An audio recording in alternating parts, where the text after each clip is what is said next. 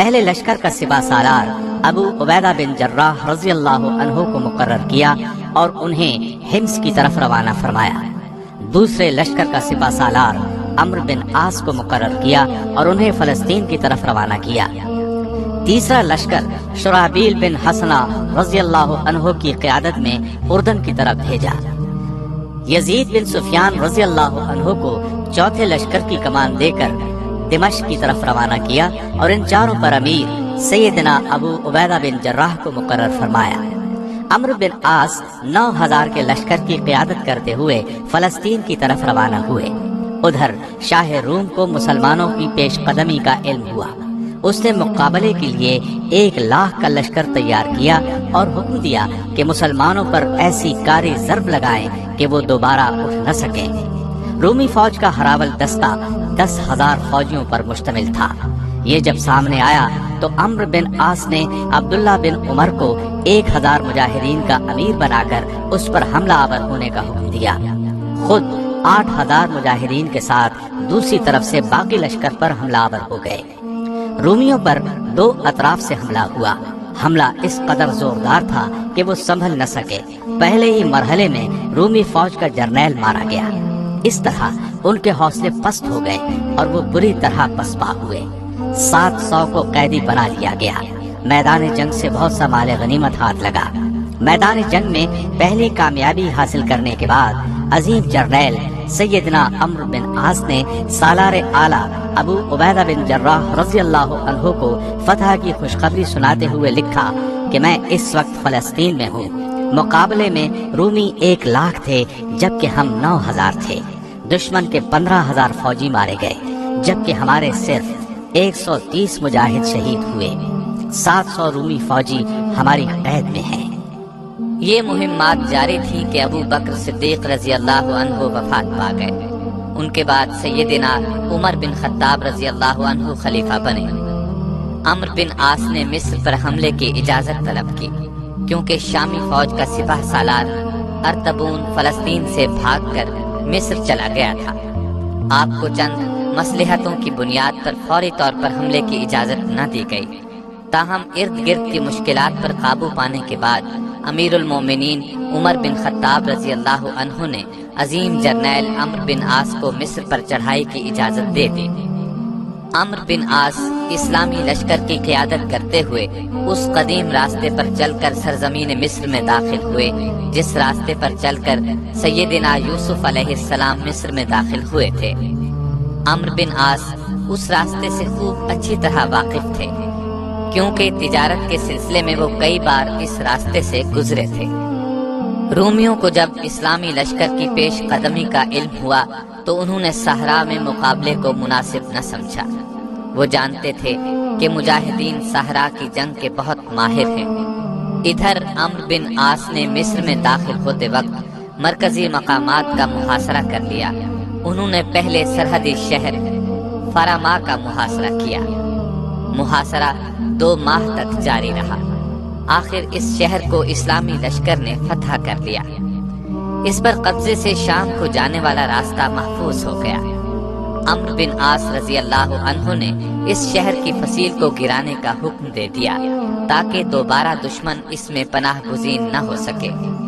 ساحل پر لنگر انداز کشتیوں کو بھی جلانے کا حکم دے دیا تاکہ دشمن انہیں استعمال کر کے اسلامی لشکر کو نقصان نہ پہنچا سکے۔ آپ کے پاس فوجی بہت کم تعداد میں تھے۔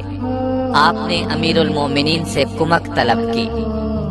انہوں نے سیدنا زبیر بن عوام رضی اللہ عنہ کی قیادت میں 12,000 کا لشکر بھیج دیا۔ اس وقت مصر کا مشہور شہر اسکندریہ تھا۔ یہ روم کا دوسرا دارالحکومت اور پوری دنیا کا تجارتی مرکز تھا۔ اس شہر کو دشمن سے بچانے کے لیے جدید ترین حفاظتی انتظامات کیے گئے تھے۔ 50,000 جنگجو ہر وقت اس کی حفاظت پر مامور رہتے۔ دفاعی اعتبار سے بھی اس کو بہت محفوظ بنایا گیا تھا۔ اس کے شمال کی طرف سمندر تھا۔ شہر میں داخل ہونا کوئی آسان کام نہیں تھا۔ عمرو بن عاص رضی اللہ عنہ نے حالات کا بغور جائزہ لیا۔ جنگی حکمت عملی سے کام لیتے ہوئے ناکہ بندی کا حربہ اختیار کیا۔ یہ حربہ نہایت کارگر رہا۔ باہر سے کوئی چیز اندر نہیں آ سکتی تھی۔ مجبور ہو کر فوج باہر نکل آئی۔ زبردست جنگ شروع ہوئی۔ مجاہدین جوش میں تھے۔ انہیں تلوار کی دھار پر رکھتے ہوئے شہر میں داخل ہو گئے۔ اسکندریہ کو فتح کرنے میں 3 ماہ لگ گئے۔ پھر تو تمام مصر ہی فتح ہو گیا۔ کوئی فوج ان کے سامنے نہ ٹک سکی۔ عمرو بن عاص رضی اللہ عنہ نے فتح کی خبر مدینہ طیبہ بھیجی تو سیدنا عمر بہت خوش ہوئے۔ خبر لانے والے کو گھر لے گئے، اسے کھانا کھلایا۔ کھانا روٹی اور روغن زیتون پر مشتمل تھا۔ بعد میں کھجوریں پیش کی۔ خوشی آپ کے انگ انگ سے ٹپک رہی تھی۔ مصر پر قبضے کے بعد عمرو بن عاص نے ایک نیا شہر تعمیر کرنے کا ارادہ کیا۔ شہر کا نقشہ زبیر بن عوام نے تیار کیا۔ اس کا نام فسطاط رکھا گیا۔ شہر کے متعلق جب امیر المومنین کو علم ہوا تو انہوں نے اس شہر کو مصر کا دارالحکومت بنانے کا حکم جاری کیا۔ عمرو بن عاص کو اس کا امیر مقرر کیا۔ مصر 20 ہجری میں فتح ہوا۔ سیدنا عمرو بن عاص نے اپنے دور میں مصر کو امن، امان اور ترقی کے راستے پر ڈال دیا۔ سیدنا عمر فاروق کی شہادت کے بعد سیدنا عثمان رضی اللہ عنہ خلیفہ بنے۔ آپ نے عمرو بن عاص کی جگہ عبداللہ بن سعد بن ابی سرحہ رضی اللہ عنہ کو گورنر مقرر کر دیا اور انہیں مدینے بلا لیا گیا۔ سیدنا عثمان نے فسادیوں کے خلاف ان سے مشورہ طلب کیا۔ آپ نے ان کے ساتھ سختی سے نپٹنے کا مشورہ دیا، لیکن عثمان رضی اللہ عنہ نے اپنی نرم طبیعت کی وجہ سے یہ مشورہ نہ مانا۔ سیدنا عثمان کی شہادت کے بعد سیدنا علی رضی اللہ عنہ خلیفہ بنے۔ اس وقت شام کے گورنر امیر معاویہ تھے۔ سیدنا عثمان کے قاتلوں کے مسئلے پر امیر معاویہ اور سیدنا علی میں کشمکش شروع ہو گئی۔ اس سلسلے میں امیر معاویہ نے عمرو بن عاص کو مشورے کے لیے شام بلا لیا۔ اس وقت آپ فلسطین میں تھے۔ انہوں نے پہلے اپنے 2 بیٹوں سے مشورہ کیا، پھر امیر معاویہ کے پاس چلے گئے۔ آپ نے امیر معاویہ کا بھرپور ساتھ دیا۔